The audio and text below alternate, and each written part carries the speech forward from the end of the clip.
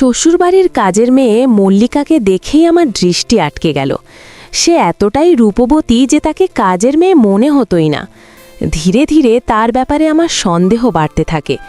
একদিন রাতে স্ত্রী যখন গভীর ঘুমে অচেতন, তখন আমি চুপি চুপি কাজের মেয়ে মল্লিকার ঘরে যাই। সেখানে গিয়ে যা দেখলাম তাতে আমার বুক কেঁপে ওঠে, কারণ ওখানে তো আমি অর্ণব। শ্বশুরবাড়িতে আসার পর থেকেই কাজের মেয়েটির প্রতি আমার আলাদা এক দৃষ্টি ছিল। মেয়েটির চাল চলন ও মুখ দর্শনে বোঝার উপায় ছিল না যে সে শুধুই একজন কাজের লোক। যদিও এসব কথা মুখে আনা ঠিক নয়, তবুও বলতেই হয়। আমার স্ত্রী ঈশিতা ওই মেয়েটির সৌন্দর্যের কাছেও নেই। যত সুন্দর তার শরীর, ততই সুন্দর তার মুখমণ্ডল। এক কথায় অসাধারণ। ঈশিতার সঙ্গে আমার বিয়ে হয়েছে খুব বেশি দিন হয়নি, মাত্র 2 মাস। আর এটাই আমার দ্বিতীয়বার শ্বশুরবাড়িতে আসা। এই বাড়িতে পা রাখার পর যখন আমার শালিকা অঙ্কিতা ও কাজের মেয়েটি আমাদের বরণ করতে আসে, তখন সেই মেয়েটির সৌন্দর্য দেখে আমি কিছুক্ষণ স্থির দৃষ্টিতে তাকিয়েছিলাম। যদিও এভাবে পরনারীর দিকে তাকিয়ে থাকা খারাপ কাজ, কিন্তু আমি কথা দিতে পারি যে কোনো পুরুষ যদি একবার ওর দিকে তাকায় তবে সে মুগ্ধ হতে বাধ্য। আমার স্ত্রী আমাকে নিয়ে যখন ওর পুরনো কক্ষে প্রবেশ করল, তখন আমি কৌতূহলী হয়ে জিজ্ঞাসা করি, আচ্ছা, ওই মেয়েটি কি তোমাদের কাজিন? ঈশিতা জিজ্ঞাসু দৃষ্টিতে বলে, কোন মেয়ের কথা বলছো? আরে ওই যে ফর্সা সুন্দর মেয়েটা, অঙ্কিতার সঙ্গে আমাদের নিতে এসেছিল। আমার এত উৎসুক হয়ে প্রশ্ন করা দেখে ঈশিতা কিছুটা সন্দেহের চোখে বলল, ওই মেয়েটির সম্পর্কে জেনে তোমার কি লাভ? আর ও আমার কোনো কাজের নয়, বরং আমাদের বাড়ির কাজের মেয়ে। তোমার এত আগ্রহ কেন, সেটাই বুঝলাম না। আরে তেমন কিছু না, আসলে ওকে দেখে কাজের মেয়ের মতো মনে হয় না। এই বলে আমি নিজের জিভে কামড় বসিয়ে দিলাম, কারণ বিয়ের পর থেকেই আমি অনুধাবন করেছি আমার স্ত্রী বেশ চঞ্চল প্রকৃতির মেয়ে। তাই একটু এদিক ওদিক দেখলেই মুখে বুলি ফুটিয়ে আমাকে বিভিন্ন নারীর পাশে বসিয়ে ফেলতেও দ্বিধাবোধ করে না। শ্বশুরবাড়িতে পা রাখার 10 দিন হয়ে গেছে, অথচ এখনও আমি বাড়ি যাওয়ার নাম করছি না। আমার শাশুড়ি আবার একটু কিপটে ধাঁচের, তাই নিজের মেয়ে ও জামাইয়ের এতদিন শ্বশুরবাড়িতে থাকাটা তিনি ভালোভাবে নিচ্ছেন না। সেটা ইদানিং তার মুখমণ্ডল দেখেই বুঝতে পারছি। নতুন জামাই বলে তিনি সরাসরি চলে যাওয়ার কথা নিজের মেয়েকেও বলতে পারছেন না, কারণ কোনো মেয়েকে তার মা বাপের বাড়ি থেকে চলে যেতে বললে সেটা তার জন্য অপমান ছাড়া কিছু হবে না। ইদানিং খেয়াল করছি কাজের মেয়েটা বেশ ভয়ে ভয়ে থাকে। এমনকি সেদিন খেয়াল করলাম বারান্দার আড়ালে বসে আইফোন দিয়ে কার যেন সঙ্গে কথা বলছে।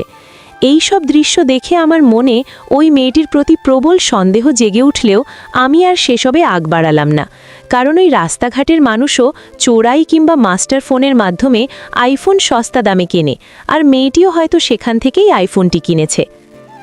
আরও 2 দিন পার হয়ে গেল।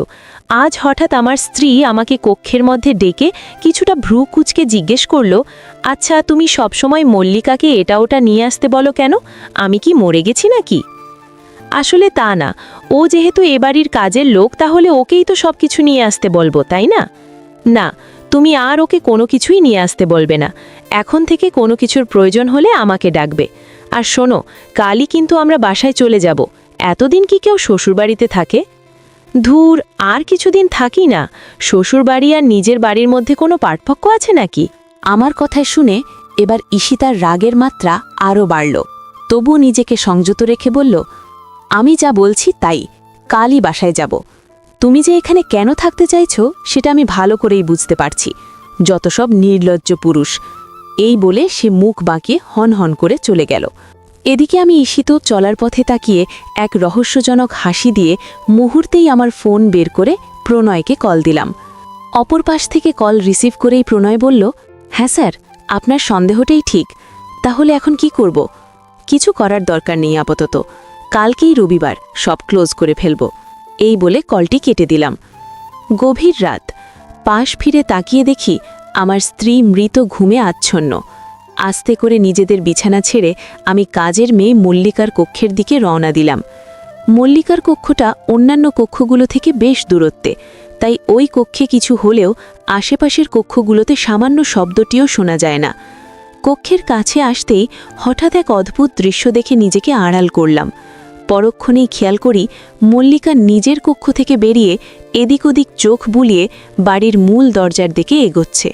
তারপর দরজাটি খুঁড়তেই এক ছায়ামূর্তি বেশ সাবধানতার সঙ্গে আস্তে করে মল্লিকার কক্ষে প্রবেশ করল এবং পরমুহূর্তেই ভেতর থেকে দরজা বন্ধ করে দিল। আমার ধারণা অনুযায়ী সবকিছু হওয়ায় আমার সারা শরীরে শিহরণ বয়ে গেল।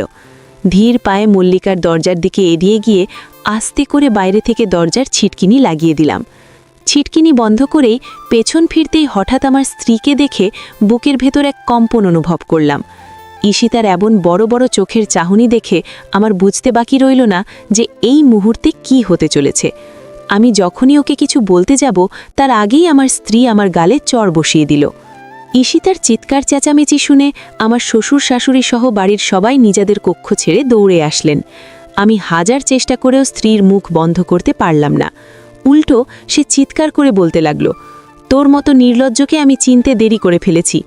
আজ যদি ঘুম থেকে উঠে এই দৃশ্য না দেখতাম তবে আমি কখনোই আসল সত্যটা জানতে পারতাম না। এই কারণেই তো বলি, তুই কেন শ্বশুরবাড়ি ছেড়ে যেতে চাস না? আমি তোকে কালই ডিভোর্স দিয়ে দেব। আমার শ্বশুর শাশুড়ি মেয়ের কথা শুনে কিছু না বুঝে এসে বললেন, কি হয়েছে রে মা, জামাই কি করেছে? ঈশিতা কাঁদতে কাঁদতে বলল, তোমার জামাই আমাকে ঠকিয়েছে। সে প্রতি রাতেই মল্লিকার কক্ষে আসে। আজ হাতে নাতে ধরেছি ওকে। তুমি এই নির্লজ্জটার বিচার করো বাবা। মেয়ের মুখে এমন কথা শুনে কোনো বাবাই স্থির থাকতে পারে না, এটাই স্বাভাবিক। তাই আমার শ্বশুরমশাই রাগী কণ্ঠে আমাকে জিজ্ঞাসা করলেন, ও যা বলছে তা কি সত্যি? বিশ্বাস করুন, ওর কথা সত্যি না। আসলে এ বাড়িতে আসার পর থেকেই আপনাদের কাজের মেয়েটির প্রতি আমার বেশ সন্দেহ হয়, তাই ওর দিকে আলাদা নজরদারি করতে থাকি। আর মল্লিকা এই বাড়িতে কাজের লোকের রূপ ধরে ডাকাতি করতে এসেছে। এমনকি এই মুহূর্তে ওর কক্ষে এক সহযোগী অচেনা লোকও আছে। আপনারা বিশ্বাস না করলে এখনই ওই কক্ষে ঢুকে দেখতে পারেন। আমার কথায় সকলে একটু চেতনায় ফিরলেও তখনও পর্যন্ত আমার প্রতি সবারই কম বেশি ঘৃণা ছিল। তাই আমার কথার সত্যতা জানার জন্য যখন শ্বশুরমশাই বাইরে থেকে ছিটকিনি খুলে মল্লিকাকে জোরে জোরে দরজা ধাক্কিয়ে ডাকতে থাকেন, তখনই আচমকা অপর পাশ থেকে অর্ধছেঁড়া জামা ও মূর্ছিত অবস্থায় মল্লিকা দরজা খুলে দেয়। ওর এমন অবস্থা দেখে মুহূর্তেই আমি সহ সকলেরই চোখ ছানাবড়া হয়ে যায়। আমার শ্বশুরমশাই কৌতূহলী হয়ে জিজ্ঞাসা করলেন, কিরে, তোর এমন অবস্থা হলো কেন? ওনার প্রশ্ন শেষ হওয়ার আগেই মল্লিকা অঝোর ধারায় কাঁদতে কাঁদতে বলল, আপনাগো জামাই আমার সঙ্গে আজকে জোর করে খারাপ কাজ করছে। এই বাড়িতে আসার পর থেকেই উনি আমারে একেলা পাইলেই কুপ্রস্তাব দিত, কিন্তু আমি রাজি হই নাই দেখে আজকে রাতে আমার কক্ষে এসে জোর করে। আর বলতে পারল না, বরং হু হু করে কেঁদে দিল। মল্লিকার এমন অভিনয় দেখে আমি হতবাক হয়ে ওর দিকে তাকিয়ে থাকি। ওর কথা শুনে সবার প্রতিক্রিয়া দেখার আগেই আমি মল্লিকার কক্ষে ঢুকে এদিক ওদিক ও খাটের নিচে সেই ছায়ামূর্তির লোকটিকে খুঁজতে থাকি। কিন্তু আশ্চর্যের বিষয়, পুরো কক্ষ তন্ন তন্ন করেও সেই লোকটির কোনো হদিশ পেলাম না। তবে কি ওটা কোনো ভৌতিক কিছু ছিল? এসব ভাবনার মধ্যেই হঠাৎ মল্লিকা পুনরায় কাতর সুরে বলল, এখন তিনি আমার সাথে খারাপ কাজ করে নিজের দোষ ঢাকার জন্য নতুন ফোন দিয়ে এসেছে। আপনারা বিশ্বাস করেন এই ঘরে কেউ নেই? পরক্ষণেই সে আমার শ্বশুরের পায়ের ওপর পড়ে আর্তনাদ করে বলল, চাচাজান, আজকে আপনি এই নির্লজ্জ বেটার বিচার করেন। আমি আর কাউকে মুখ দেখাতে পারবো না।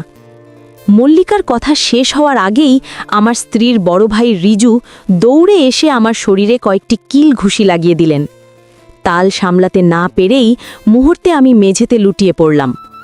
আমি ভেজা চোখে আমার স্ত্রীর দিকে তাকাতেই সে ঘৃণা ভরা দৃষ্টি সরিয়ে নিল। আমার শ্বশুরমশাই ছেলের এমন হিংস্রতা দেখে দৌড়ে এসে ওকে থামিয়ে বললেন, ওর বিচার আদালতে হবে, তোর গায়ে হাত তোলার দরকার নেই। ওর চরিত্র যে এতটা খারাপ সেটা আগে জানলে আমি কখনোই আমার মেয়ের সঙ্গে ওর বিয়ে দিতাম না।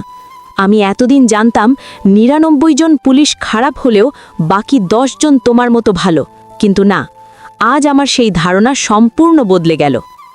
শ্বশুরের এমন কথা শুনে আমি লজ্জায় ও অপমানে টুপটুপ করে চোখের জল ফেলছি। জানি এই অশ্রুর কোনো দাম নেই। এখন এই বিপদের মুহূর্তে আমি খুব করে প্রভুকে ডাকছি যাতে তিনি এই কলঙ্ক থেকে আমাকে মুক্তি দেন। সবাই আমার চারপাশে দাঁড়িয়ে এটা ওটা বলছে যে এখন আমাকে থানায় দেবে নাকি অন্য কিছু করবে। আমার স্ত্রী ঈশিতাও ডিভোর্সের পূর্ব প্রস্তুতি নিয়ে রেখেছে। আজকা মল্লিকার দিকে তাকাতেই খেয়াল করলাম ওর মুখে এক রহস্যজনক হাসি ফুটছে। ওর এমন হাসি দেখে আমার সন্দেহ আরও বাড়ল। কিছু না ভেবেই আমি পুনরায় মল্লিকার কক্ষে প্রবেশ করলাম। আমার পিছু পিছু রিজু ও মল্লিকাও প্রবেশ করল। এবার মল্লিকার চোখে মুখে কিছুটা ভয় দেখতে পেলাম। পরক্ষণেই সে আমাকে এই কক্ষ থেকে বের করার জন্য রিজুকে উদ্দেশ্য করে বলল, দেখেন ভাইজান, নির্লজ্জটাই আবার অভিনয় করা শুরু করেছে। কিন্তু ওর কথাই রিজু কোনো প্রতিক্রিয়া জানালো না। হঠাৎ আমার চোখ গেল খাটের নিচে রাখা এক বড় স্যুটকেসের দিকে। কৌতূহলবশত ওটা টেনে নিয়ে আসতে যেতেই মল্লিকা আমার হাতে লাথি মেরে সরিয়ে দিল। ওর এমন ব্যবহারে রিজুও কিছুটা অবাক হলেন। ততক্ষণে আমি বুঝে গেছি, পালের গদি যদি থাকে তবে তা ওই স্যুটকেসের মধ্যেই আছে। সেই স্যুটকেস টেনে বের করে খুলতেই তার সহযোগীকে আমরা খুঁজে পাই। তারপর কাজের মেয়ে মল্লিকা ও তার সহযোগীকে একটি খুঁটির সঙ্গে শক্ত করে বেঁধে ফেলা হলো। ইতিমধ্যে আমার সহকারী প্রণয়ও পুলিশ ফোর্স নিয়ে আমার শ্বশুর বাড়িতে চলে এলো। মূলত সেদিন আমি আড়াল থেকে মল্লিকার আইফোনের কথোপকথন শুনে ফেলেছিলাম, আর তখনই বুঝতে পেরেছিলাম যে তারা কাজের লোক সেজে বড়লোক বাড়িতে ডাকাতি করতে আসে। সবকিছু গুছিয়ে যখন শ্বশুরবাড়ি থেকে বের হতে যাব, তখনই আমার শ্বশুর ও রিজু নিজেদের ভুল বুঝতে পেরে আমার কাছে ক্ষমা চাইলেন। আমি তাদের কথার কোনো উত্তর না দিয়ে বাসা ত্যাগ করতে যাব, ঠিক তখনই ঈশিতা কোথা থেকে দৌড়ে এসে আমার পা জড়িয়ে ধরে কাঁদতে কাঁদতে বলল, আমার ভুল হয়েছে, আমি আসলে বুঝতে পারিনি তুমি নির্দোষ, আমাকে ক্ষমা করে দাও। আমি নিজের পা ছাড়াতে ছাড়াতে বললাম, যেই সম্পর্কে কোনো বিশ্বাস ও ভরসা নেই সেই সম্পর্ক সামনে এগিয়ে না নিয়ে যাওয়াই ভালো। এই বলে আমি আস্তে করে শ্বশুরবাড়ির চৌকাঠ পেরিয়ে অজানা উদ্দেশ্যে রওনা দিলাম। আমি জানি ঈশিতা ছাড়া আমার এক মুহূর্ত চলবে না, কিন্তু এত বড় অপমানের পর এত সহজে যদি তাদের ক্ষমা করে দিই, তাহলে সেখানে আমার মূল্যই বা কোথায় থাকে। এসব ভাবতে ভাবতে আমি সেখান থেকে চলে গেলাম। তো বন্ধুরা, আজকের গল্পটি এখানেই শেষ করলাম। যদি ভালো লেগে থাকে তাহলে একটি লাইক করবেন এবং কমেন্টে অবশ্যই জানাবেন। আরও ভালো গল্প পেতে চ্যানেলটি সাবস্ক্রাইব করে দেবেন।